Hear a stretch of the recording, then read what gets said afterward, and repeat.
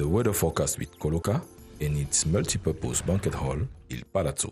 Hi there. Good evening, ladies and gentlemen, and trust you had a profitable day. About the weather forecast tonight, it would be really calm throughout the nation with a temperature range of 11 to 19 degrees in the north and far north regions, 16 to 17 in the east and 20 to 24 degrees in the south region.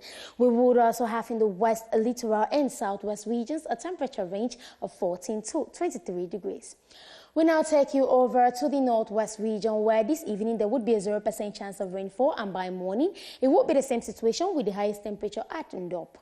Next we go over to the center region where there would be no rainfall in the entire region this evening, and by morning it would be the same situation in the center region. Lastly, we take you over to Adamawa region where there would be a 0% chance of precipitation this evening, and by daybreak it would be the same experience in the entire Adamawa region. I encourage you to make out time to visit the traditional hut of Vina in Adamawa region. Thank you for watching and do have a blessed night.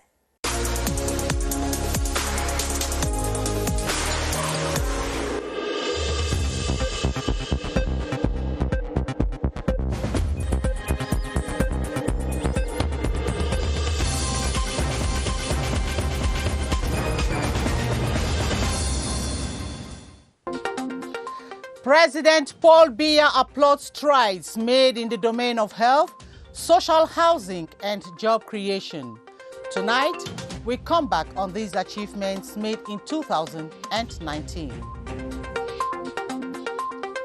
CERAC new bureau takes office today with calls for commitment, solidarity, and team spirit. The installation was chaired by CERAC's General Coordinator, Dr. Grace John Gute. Heads of central and devolved services of the Ministry of Labour and Social Security are laying the framework for performance-based enterprises at their annual meeting here in Yaoundé.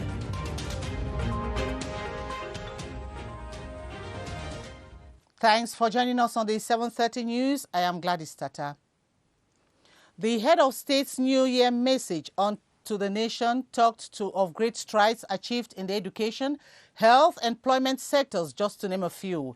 In the employment sector, more than 500,000 jobs were created in the formal and informal sectors, while 1,600 classrooms were constructed nationwide in terms of education. Cynthia Saptala highlights some of those achievements in these two sectors. Cynthia? The progress in the education and employment sectors that were highlighted as significant by the head of state in his end-of-year address to the nation are numerous. To curb unemployment, for example, and make possible the creation of 500,000 jobs in 2019, a priority action plan of national employment policy was implemented to enhance the creation of small businesses and promote decent work. In addition to these efforts, a National Training Institute of Trainers and Program Development was also inaugurated in Yaoundé to help equip trainers. During the 12th month, we spare no effort to meet the target prescribed by the head of state. The target was to recruit at least 500,000 Cameroonians in general, but the youth in particular. The target is reached. In the education sector, to extend the coverage of preschool education, a number of kindergarten classrooms were built and nursery schools rehabilitated, while over 1,600 classrooms were built for primary education. We distributed more than 64,000 textbooks on civic education and trained many teachers for emergency situations. To pursue these advances at the level of secondary education, the government intends to focus on technical education this 2020 by intensifying cooperation ties with Western countries like China, Japan, so as to train youths from an earlier stage. As you just heard in our major stories, major strides were equally made in the health sector in Cameroon in 2019. Health facilities were rehabilitated, while modern equipment were also being bought and health personnel equally deployed nationwide. All this to provide quality healthcare to Cameroonians. Just like last year, government this year will focus on fighting malaria, tuberculosis and HIV and AIDS. Rainato Sali reports on the strides made in 2019 and what is envisaged in 2020. Better access to healthcare for all Cameroonians. This is what preoccupied the government in 2019. With the numerous health challenges faced, there was need for the rehabilitation of health facilities, up-to-date equipment and better distribution of health personnel nationally.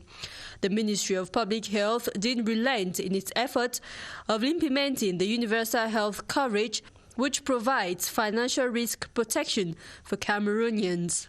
Also, the Center for Research in Endoscopic Surgery and Human Reproduction continued to give hope to childless couples. However, there is still room for improvement. With a budget of 213 billion CFA francs this year, the state has allocated 23 billion CFA francs for the treatment of HIV/AIDS, 15 billion CFA francs for malaria and 400 million CFA francs for tuberculosis. Added to this is the treatment of neglected tropical diseases, blood transfusions and vaccines, which amount to 15 billion CFA francs. This year, emphasis will equally be laid on financial surveys. The commitment of the government in providing quality health care remains firm. Another priority area where government has been making progress is that of the construction of low-cost housing units in some localities in the country. 10 years down the lane, the head of state, President Paul Biya, announced that some 10,000 low-cost houses will be constructed to meet the needs of the growing urban population. Yoti Kaleli Songe tells us more. 2,500 of the 10,000 low-cost houses that government has embarked on constructing to provide Cameroonians access to modern and cheaper apartments in urban areas have been built and are already serving as home to many. They include the low-cost houses in Limbe, Bamenda, Ebolova, Sangmelima, Yaoundé, Douala and Bafoussam. According to officials of the Ministry of Housing and Urban Development, the cost price per meter square is 175,000 CFA francs.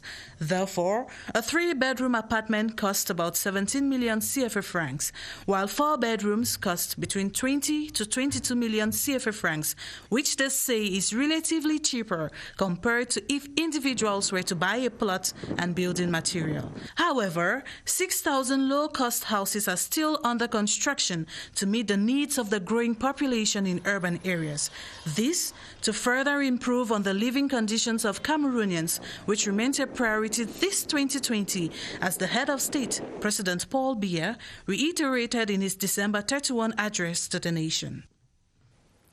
The new General Coordinator of CERAC, Dr. Mrs. Grace Dion Gute, spouse of the Prime Minister, has called on every member of CERAC to be committed, promote team spirit, solidarity, love, friendship, as well as mutual respect. This was during the installation of the newly appointed members by the founding president, Mrs. Chantal Biya, last December 17, 2019, during the last General Assembly meeting of the group.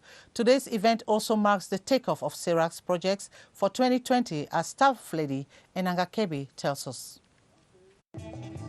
It was a brief yet solemn ceremony at the CERAC headquarters as the members all converged at their Bukaro for the installation of the new executive bureau. With Dr. Mrs. Grace Dion Gute at the head of the coordinating team, almost every member of the group has a role to play in the smooth functioning of this humanitarian association, known nationwide and beyond frontiers for its charitable services towards the needy and vulnerable persons.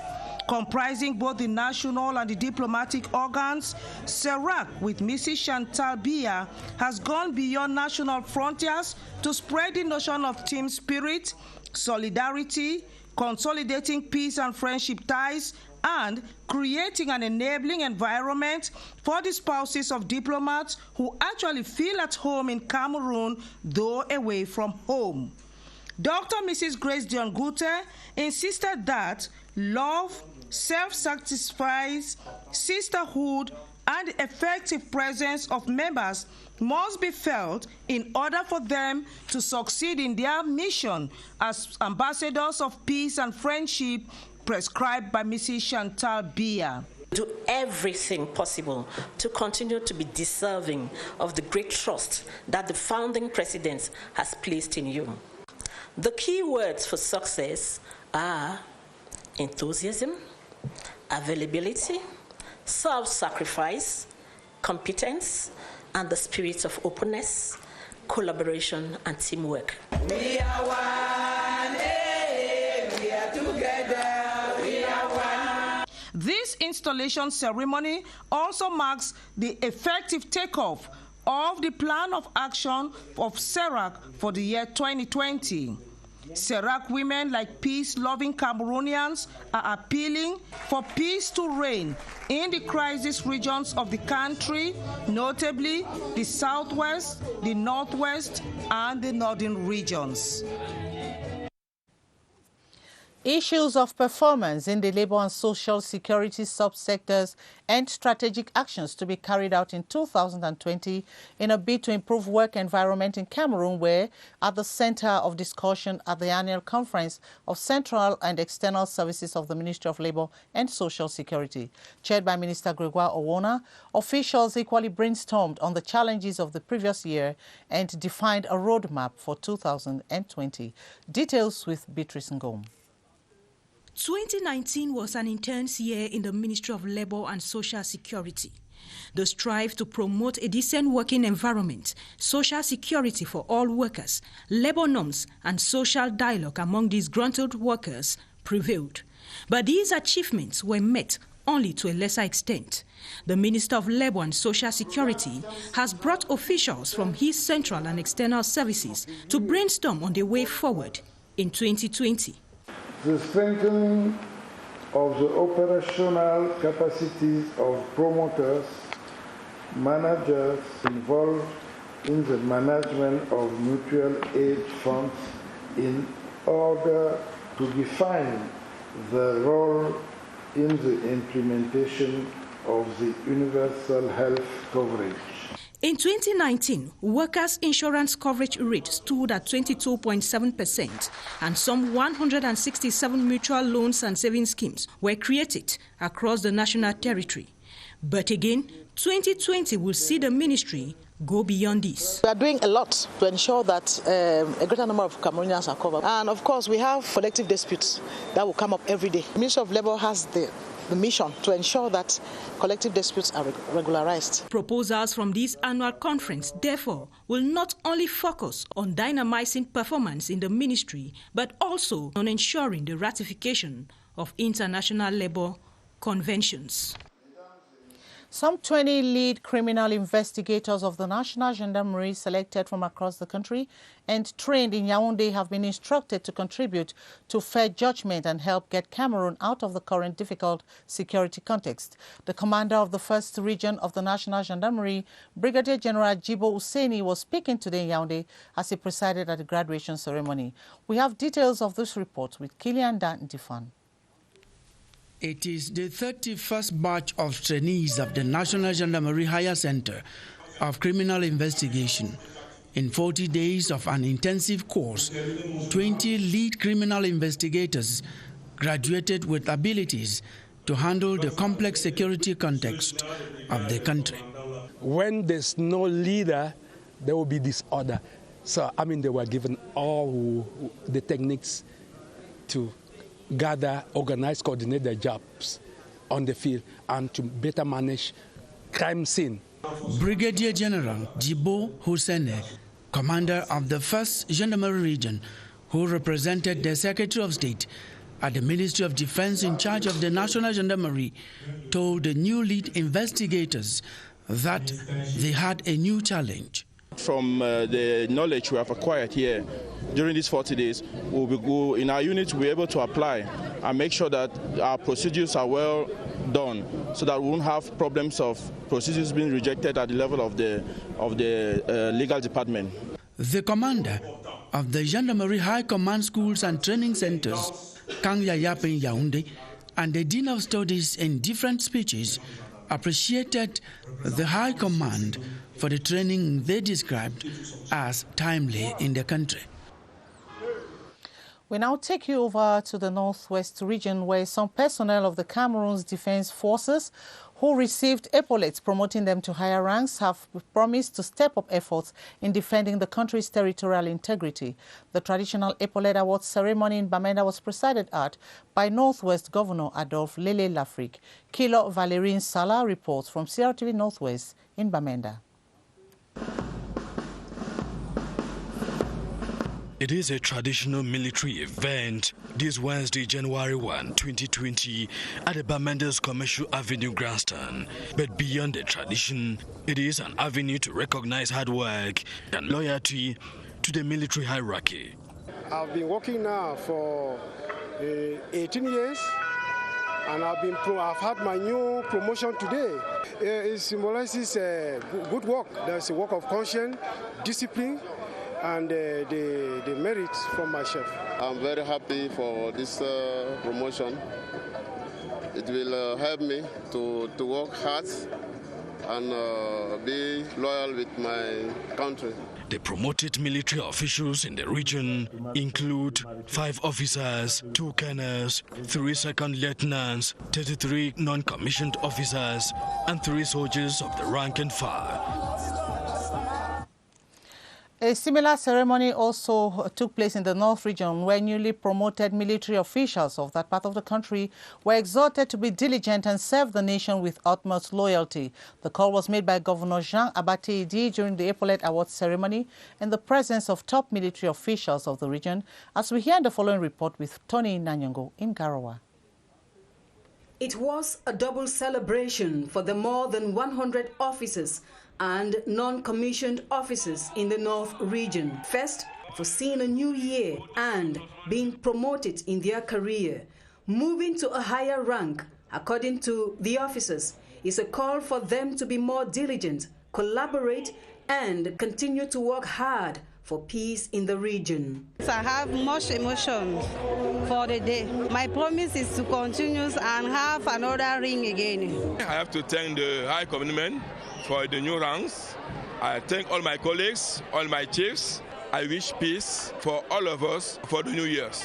Besides, the epaulets affixed during the ceremony that saw the presence of the North Regional Governor, Jean Abaté and senior military officers in the region, the newly promoted also received hawks and flowers from families, friends and colleagues who gathered at the Rumdi Aja ceremonial ground for the event. You're watching the 7:30 news live from Studio 5 here in the CRTV Production Center in Balato. And onto this human interest story, 3 human bone traffickers have been tracked down in Yaoundé by the judicial police. They were arrested Thursday, December 2019 in Fandena following a tip-up from an anonymous source. Police Commissioner Babangide Amadou and his collaborators presented a gang of bone traffickers to the press today, as Yoti Kaleli Songe tells us. Organized crime is their specialty. These 3 men, aged 39, 40 and 59 respectively, are experts at digging up graves in search of human bones, which they sell to their customers. As fate would have it, they were stopped in their tracks while looking for a suitable client, caught with a bag containing 14 human bones worth 15 million CFA francs. Informed through an anonymous call on the 26th of December that there were 3 persons was found in the neighborhood of Fandena with a bag that contained 14 human bones. We went to the field and caught them. During interrogations by the judicial police at the headquarters in Yaoundé, these human bone traffickers revealed that the bones are sold to people who later use them to make slow poisons, mystic medication, as well as flower vases. The gang of 3 equally disclosed that they operate in almost all the 10 regions of the country, but found it hard to traffic these bones because their main customer has passed away. They remain in custody while investigations continue to determine their fate. An illegal sweets fabrication firm has been uncovered and sealed by security forces in Masasi neighborhood here in Yaoundé. Competent ministries have declared the activity dangerous to human health and the environment. Meanwhile, the owners of the business, a mother and her son, are presently under custody. Kilianda Ndifon is our man on the beat with this report. And we shall not be having that report now. We'll be having that report in our subsequent newscast. We're on to other news. 87 Cameroonian refugees from the Federal Republic of Nigeria have returned to Cameroon via the Yaoundé-Simalene International Airport. They fled from the country as a result of the political crisis in the northwest and southwest regions. They were received upon arrival by the Minister of Territorial Administration, Paul Atanganji. CRTV's Precious Tabo Azenyev reports from CRTV Center. Amongst the 87 who landed back home this Tuesday were men and women as well as children of various ages, including ex-Ambazonia fighters. I am privileged to be the first person who started the first self-defense group in what we know as Ground Zero. I feel so honored today. I wish to say thank you to the government of Cameroon. It's enough for my friends and my brothers to understand that the Cameroon of yesterday is not the Cameroon of today. Everything cannot be solved by gun.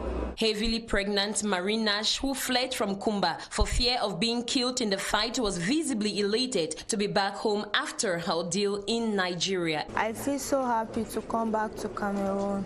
I just thank God because they want to bring peace to Cameroon. I want everybody in the forest to come back. Let us make peace.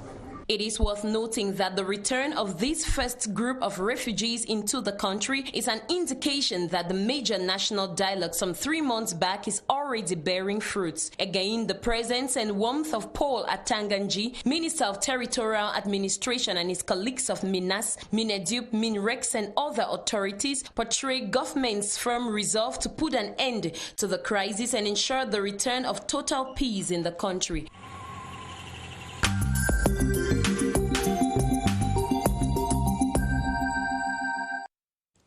With what makes news out of the country, former Guinean-Bissau Prime Minister Umaro Sissoco Embalo has been elected president after winning a runoff vote against another ex-prime minister, the 47-year-old beat rival Domingos Somios Pereira, by about 54% to 46%.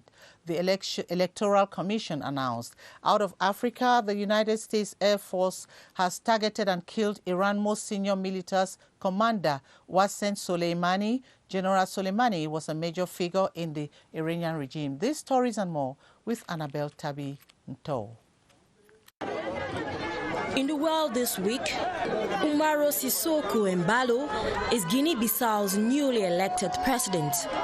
The National Electoral Commission announced on Wednesday that opposition leader and former Prime Minister Umaro Sissoco Embalo has been elected president after winning a runoff against rival Domingos Somios Pereira. Embalo takes over from Jose Mario Vaz, who came to power in 2014. In Australia, thousands of people have fled to a beach in Victoria to escape bushfires racing towards the coast. The Premier of the Australian state of New South Wales has declared a week-long state of emergency in response to the escalating bushfire threat. At least 17 people remain missing after fires this week alone. France's transport strike against pension reform records the longest rail worker strike since May 1968. Industrial action against President Emmanuel Macron's planned pension reform hits the train service hardest. The government says the changes are necessary to make the system fairer and more sustainable, but the unions say workers will lose out. Traditional and political leaders of the Nyong and Fumu division met over the weekend in Komdobo to discuss their shared challenges within a context of fast-tracked decentralization and local elections. Over a dozen chiefs meeting with councillors and members of parliament reviewed the needs of their communities and agreed to work more on a team. Details with Bo Bernard Fonkamuta. A warm welcome and a visit to this solar electricity project set the tone of last Sunday's meeting in Komdobo between the traditional and political leaders of the Nyong and Fumu division of the Center region. Presenting the 360-panel solar project to over a dozen second-class and third-class chiefs, the Pan-African Parliament President and Member of Parliament, Rojan Kododang, pointed out the need for the local people to identify and solve their developmental needs. I think it's the first time we meet all the traditional rulers of the Nyong and Fumu division. But I think they are a new deal. We are trying to move together. You know, sometimes politics and traditional rulers they are not going together. But now we think we can build a new vision. We can look in the same direction, the direction of the development. They agreed to build stronger ties between the political class and the village rulers in an era of fast-tracked decentralization. This championship permits us to regroup our children in our village during the Feast of Noel. Despite pre-electoral tensions over council seats in Tombo, the people bonded around these football finals and a cultural evening.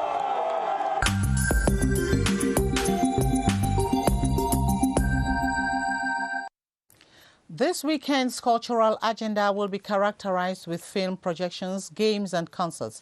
Among the films to be projected is Manhattan Lockdown and Charlie's Angels in Douala and Yaoundé. More on the cultural agenda with Natasha Lehman-Losha. Ils m'ont dit que tu exécutes les tueurs de flics. Magnifique. On scoltine un malade de la gâchette. We begin the weekend's cultural agenda with cinema. The film titled Manhattan Lockdown will be projected tonight at the Canal Olympia Hall in Yaoundé as from 8 p.m. Tremble. Deux tireurs. Still in cinema, the film Charlie's Angels will be screened tomorrow Saturday as from 10:30 p.m. at the Canal Olympia Hall, Bessengue, Douala. Make it a date. That's just the way you make me feel. Ça se fait pas de piquer l'argent de l'aide humanitaire.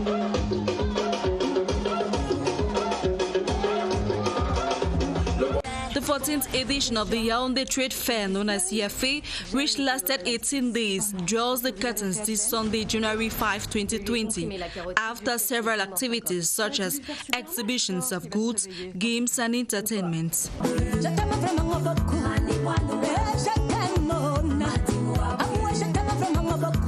And in music, Loyauté, a track in Lady Ponce's 7th album titled Supreme, made up of 10 tracks, is available on YouTube since the 1st of January 2020. That's it for the weekend's cultural agenda. Go out and have fun. Happy New Year. And on to this advertorial, Cameroon Telecommunications, Camtel, has reassured its clients that their technical teams are working to ensure telephone and internet services that were disrupted during the early hours of January 2020 in some neighborhoods in the capital city here in Yaoundé. This was due to the destruction of the manhole of the corporation's installations in Lonkak by some unknown men. We have details with Colette Jani from our Center Regional Station with the report. This is what is left of the manhole of Cameroon Telecommunications Company Camtel in Lonkak that was destroyed by some unidentified men. There are reasons still to be known, leaving both management and clients of Camtel restless. Some people enter in the manhole that is situated behind me there, that's located behind me there. They put the fire inside the manhole and they destroy many optical fiber that is linking our subscribers. They are trying to put back the services. And right now I'm talking, some services are already up. The part affected here in Yaoundé is Bastos and Lonkak. and maybe Tuzi. All those places are affected by this incident. To solve this unfortunate situation, the management of Camtel dispatched 5 technical teams to the site of the incident at Lonkak in Yaoundé to ensure both internet and telephone services are back to normal. The impact of this situation is huge. Most of clients are impacted, likely like banks, public service, enterprise, operator, and private user.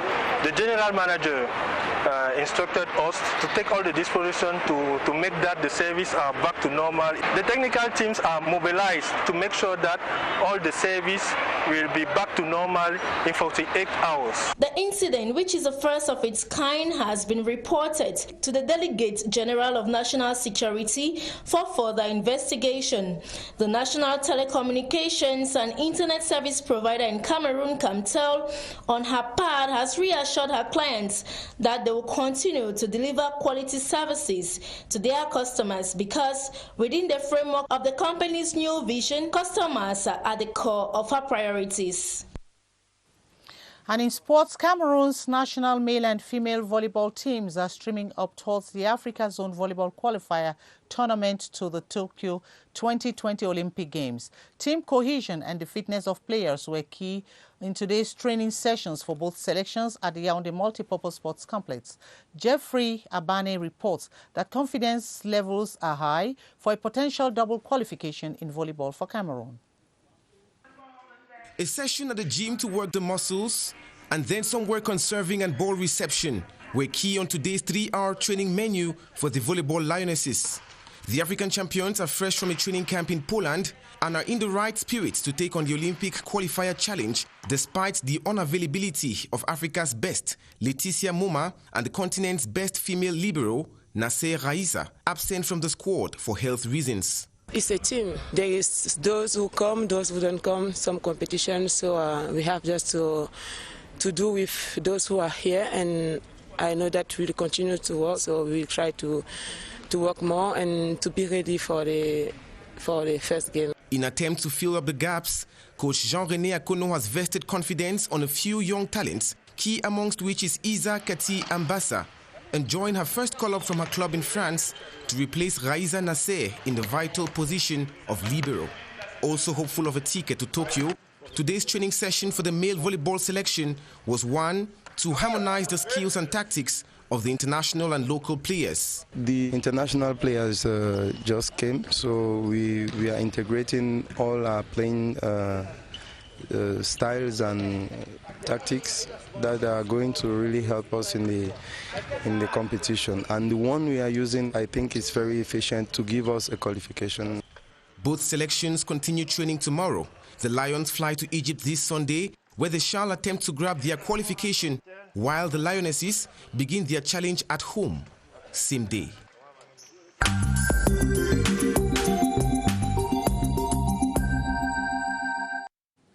Meantime, the Elite 1 and 2 championships resume after the Christmas breaks, while basketball star Pascal Siakam shall feature in the NBA this Sunday. Let's have details of the sports events in this report by Daniel Ekonde. The courts at the Yaoundé Multipurpose Sports Complex will dance to the rhythm of Africa's best female volleyball teams. This weekend, Cameroon and Kenya lead the charges to a 5-day qualification for women's volleyball in July's 2020 Summer Olympics in Japan. The games start this Sunday before wrapping up on January 9. It is also a weekend for the resumption of Elite 1 and 2 football. Elite 1 leaders Cotton Sport face a stiff challenge against Tonnerre Calera Club this Sunday at the Fekafoot Technical Center, Odzam, while PWD Bamenda can extend their fairy tale with a Day 16 tie against Fufu Club, scheduled at the Bafoussam Omnisports Stadium. The second tier C's leaders Yaoundé Foot pitted against Fouf Azul. Ngaoundéré FC are off to Ashtray of Douala. Still in football, Carl Toko Ekambi's Villarreal challenged Real Sociedad in Spain's La Liga. Failing to score in the previous game, the indomitable Lions forward has his sights on goal this Sunday. It is also a day for Vincent Abubakar's FC Porto in the Portuguese league. They play Sporting Lisbon. The 27-year-old is hoping for game time as he hobbles from a long injury layoff. In America's NBA, Pascal Siakam and his Toronto Raptors continue the defense of their title in the regular season. Raptors face off Brooklyn Nets this weekend. And that's the package we put together for you on the 7:30 News. Thanks for watching. Do join me tomorrow at 7:30, same time. But join Atabadine Umar in under 30 minutes for Le 20:30. Until then, it's bye from all of us on the 7:30 Crew. Good night and see you tomorrow.